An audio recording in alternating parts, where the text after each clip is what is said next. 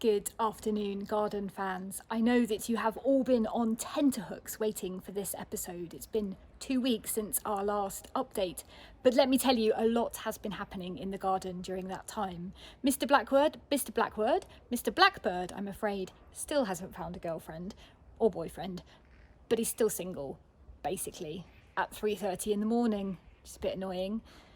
But other good things have happened. Well, apart from the unseen enemy and the other invaders, but apart from that, it is all looking really good. We are just starting to see the first signs of our very first produce.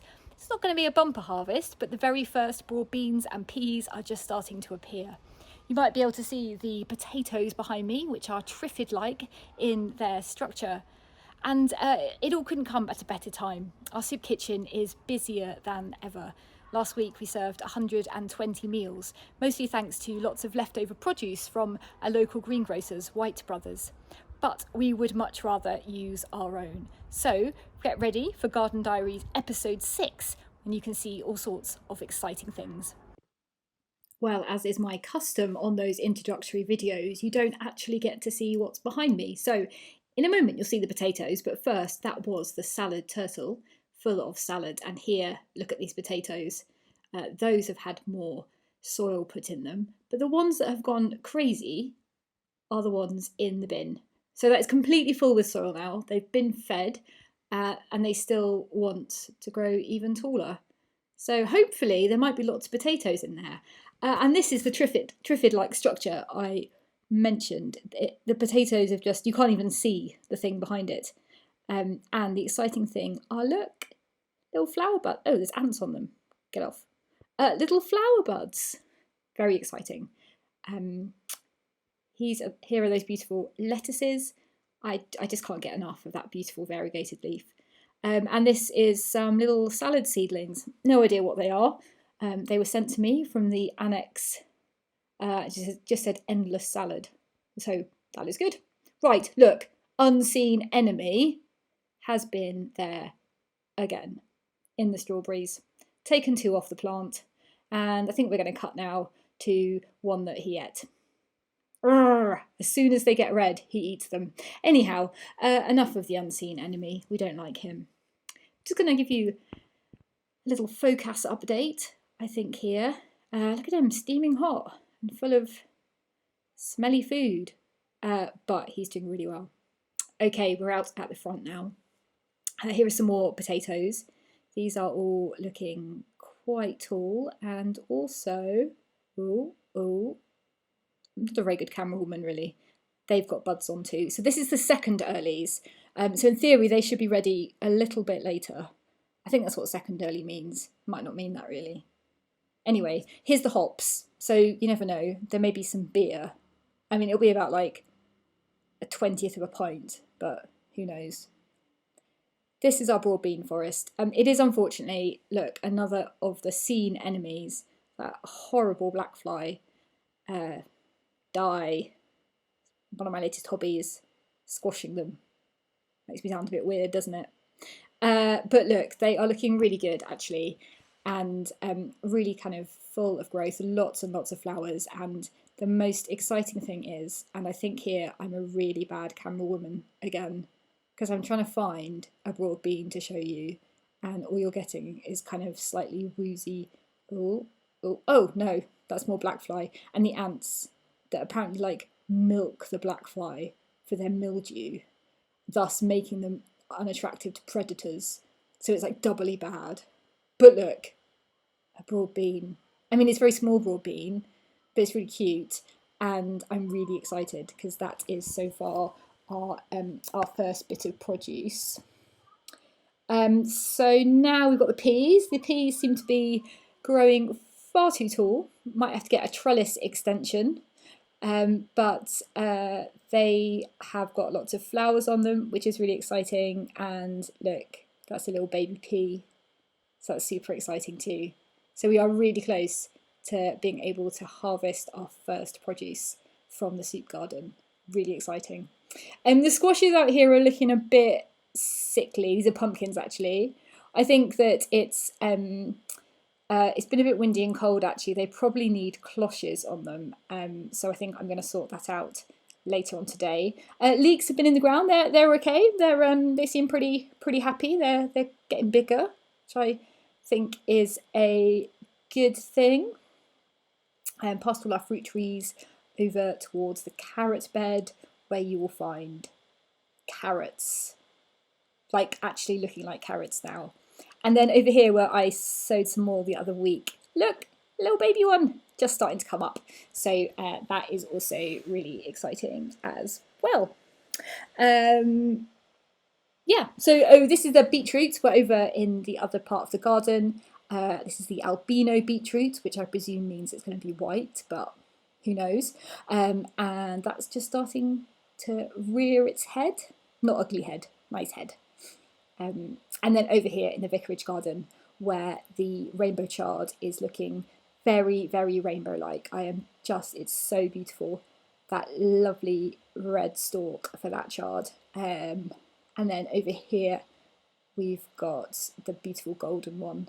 So lovely. So I'm very excited about that. And the idea with these is that actually I'm going to sow some more probably this week and then keep sowing them all through the summer so that we keep a harvest going the whole way through, which would be really good. Right, now you have the slightly dizzy walk up the fire escape. Where we come to the kale. It's a bit dry, needs water. This is nearly ready to, well, I think it is ready to go out actually. I think I need the tray for something else, really. So, lovely kale, lovely little curly leaves. So that would be great in soup. Now the squashes up here are looking much better. I think they're just much more sheltered than the ones that are out in the garden. And they're starting to really get quite bushy and just looking really good. So once we've got some more compost, I'm going to stick a bit more in the bags with them. These are nasturtiums. Well, golly, hope you're not scared of heights. The unseen enemy tried to keep digging up the seeds. Annoying. Few survived. These are courgettes. These are practicing being grown-ups outside, so they're hardening off at the moment, which is really good. And don't know what else to say about them really. Spending quite a lot of time looking at those. Aha, under the temporary greenhouse, if we open that up, we'll see some runner beans on the right, and on your left are some more nasturtiums, which we're going to be able to eat as salad. And then this is the lettuce that we got in the supermarket, kind of growing lettuce. If you get some, like living lettuce, stick it in the ground. Keeps going for ages. Oh, Mr. Blackbird wants to say hi.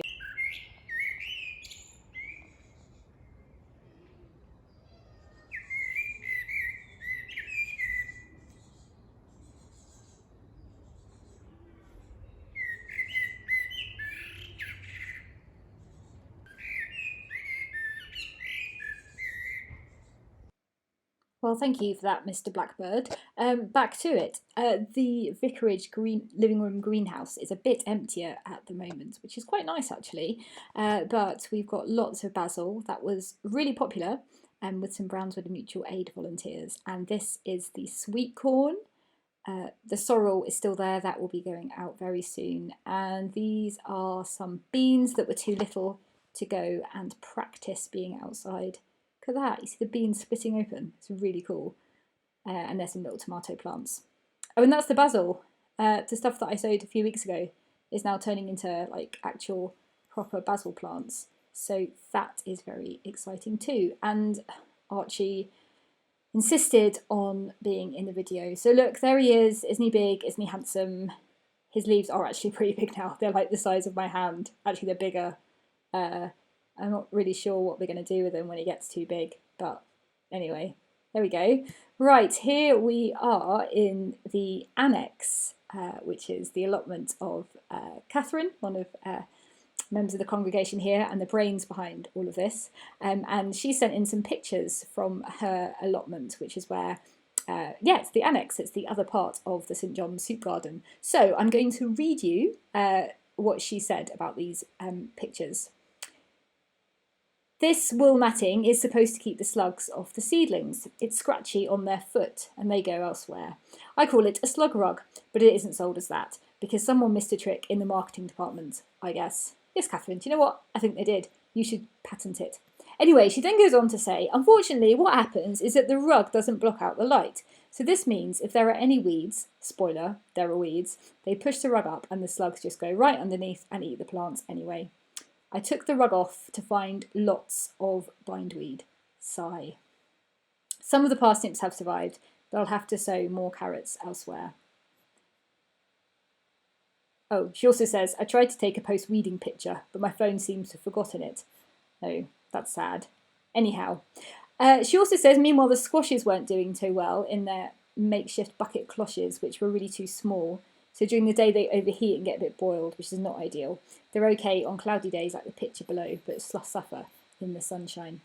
So it was time to make them a bigger cloche, which I did out of flat polycarbonate ordered to fix my cold frame and reusable metal clips. They shouldn't overheat so much, and if it does, there's a bit of ventilation in the top where the plastic doesn't quite meet up. But I was a bit worried about the ends being open. The wind at the allotment site is pretty fierce when it gets going. Aha! A use for the wool rug, the slug rug, well, ex-slug rug. That didn't keep the slugs out. We know it lets some light through because the biomass grew so well underneath it. So now the squashes are snug and secure in their new house. So that's it from the annex, and it's also it from the soup garden this week. Hopefully we'll be back again next week with more exciting happenings and maybe even our first harvest.